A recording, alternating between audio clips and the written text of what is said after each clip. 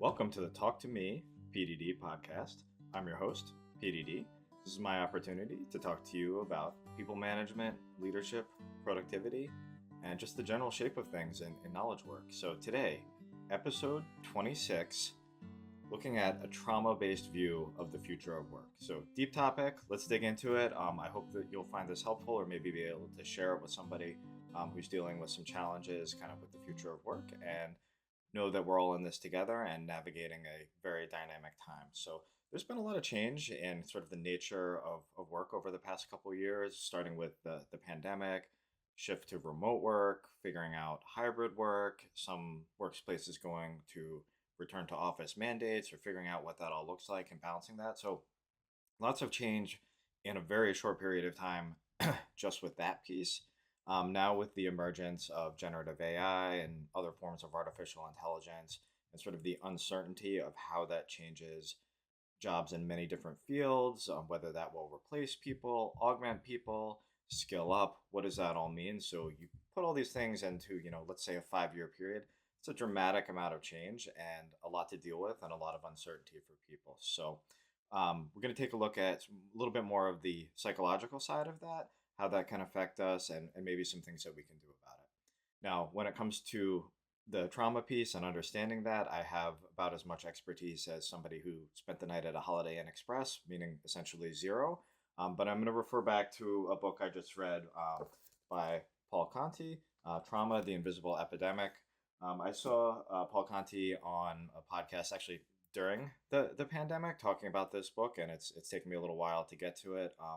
Been on my shelf, but sort of thinking about it in the context of um, work and how there are similar effects of trauma for us dealing with this sort of uncertainty and how things change in the workplace. So let's dig into it a bit. Obviously, when I say trauma and thinking about sort of knowledge work and employment uncertainty, there's various levels, and I'm not equating it to some of the more dramatic or personal types of trauma that people experience. But I think some of the effects are similar, so it's worthwhile looking at it in that lens. So in the book talks about different types of trauma and in terms of categories, and I think we can look at the uncertainty of work within those lenses. So acute trauma, where there's a specific event that happens that alters things in life. So that could be something like a job loss happening where your job changes or goes away. That's a very specific event that happens, and there can be some traumatic effects of that. It could also be something that doesn't necessarily affect you directly, like a layoff at your company or even other companies in the industry where there's a specific time and place that happens, and then there's a before and after. Um, Also, in the lens of artificial intelligence, this could be a particular AI capability that comes out, is announced, or is available in a product or in a new model, where it calls into question sort of how that capability will impact your work directly. So, again, there's a before and after that capability existed in terms of artificial intelligence. So, um, those are all areas of acute trauma where there's specific events that happen and there's a before and after in sort of life and work with those events. So that's one area. The other one, which I think is really applicable to a lot of knowledge workers, is this idea of chronic trauma, where it's a prolonged period of exposure to a harmful situation. The harmful situation in this case being uncertainty and change, and then I think that the fear and doubt that goes along with that. So some of the side effects of that from a psychological perspective are self-doubt, feeling of hopelessness, insecurity, just general fear, negativity about the state of the world, um, and then also shame, which is shame is really that the underlying effect of trauma in a lot of situations, and something that's talked about extensively in the book. Um, this sense of feeling that the traumatized person doesn't deserve better, or they don't have other options, and that's something that can affect us as well. As knowledge workers, you may feel like with all this change, how do you adapt quickly? Where do you go? And sort of a feeling of helplessness within that environment. In addition to these two, there's this idea of vicarious trauma.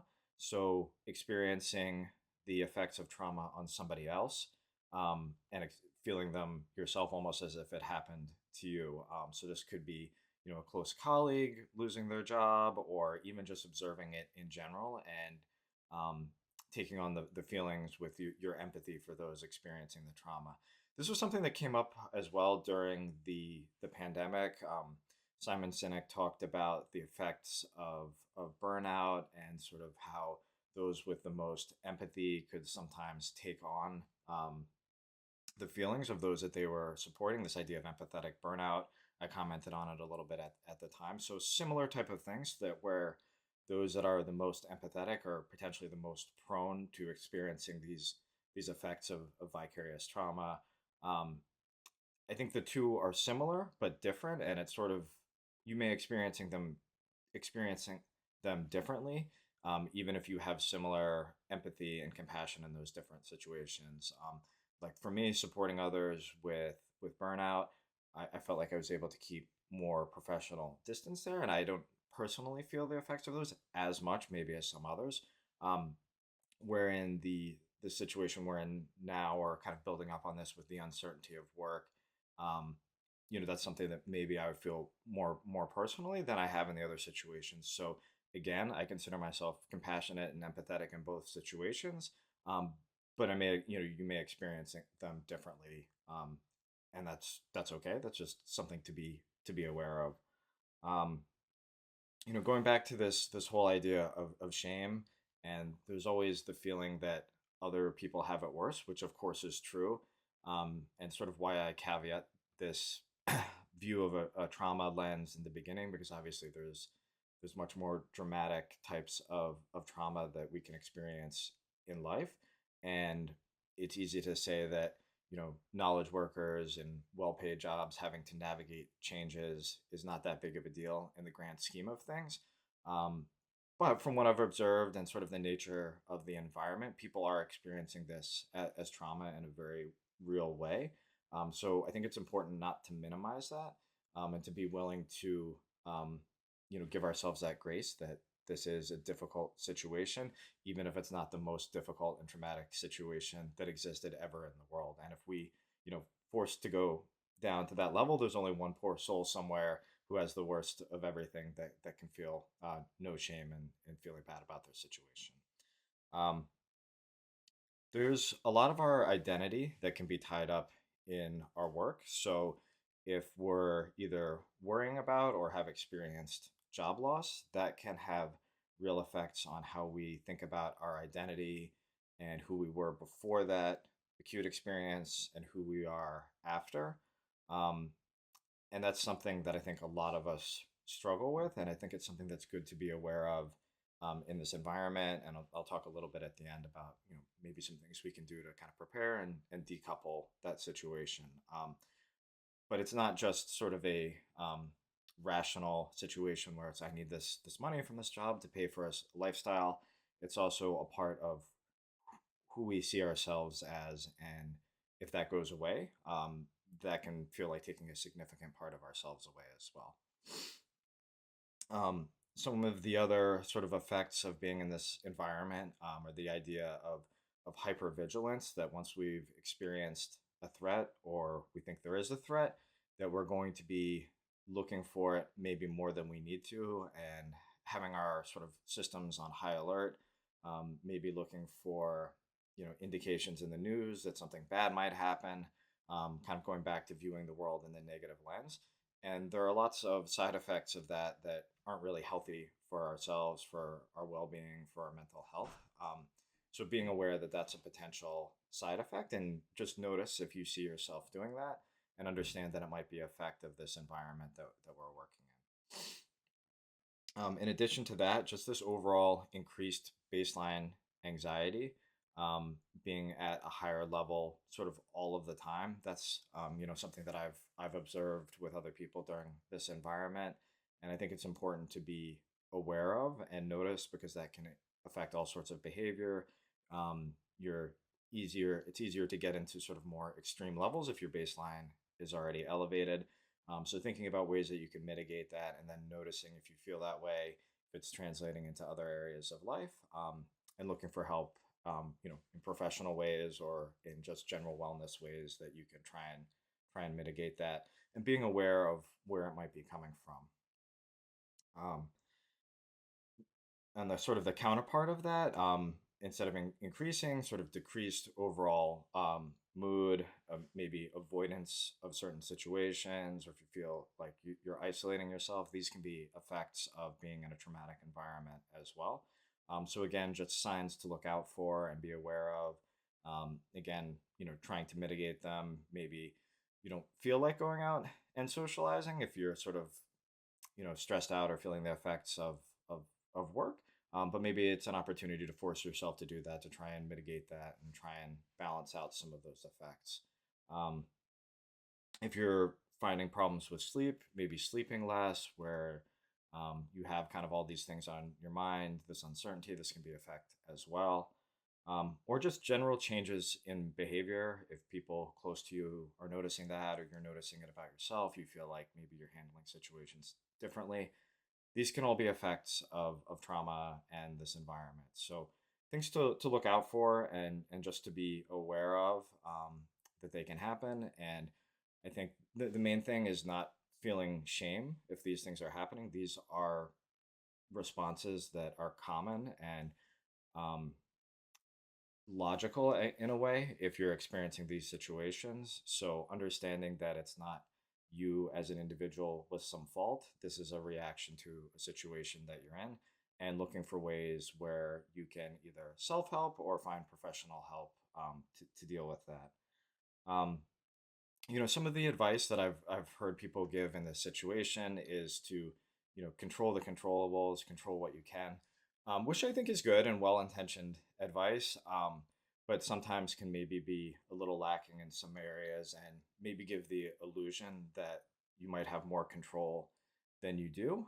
There are certainly aspects that you can control, the things that you can do, but parts of the situation and the macroeconomic situation, it's probably not something that you have direct control over. But you can control sort of, how you mitigate those, how you take care of your health and wellness, how you build a plan, um, in not a hypervigilant, fearful way, but in a being prepared way for how you'll handle, potential changes, whether it's, if you need to go and get some additional skills, if the role that you have or the type of work that you have is dramatically changing. I think it's worthwhile to be proactive and to think about different options about where you can go. And I think in a lot of ways, if you have more of a plan, at least you personally will feel less uncertain, even if it's an uncertain environment.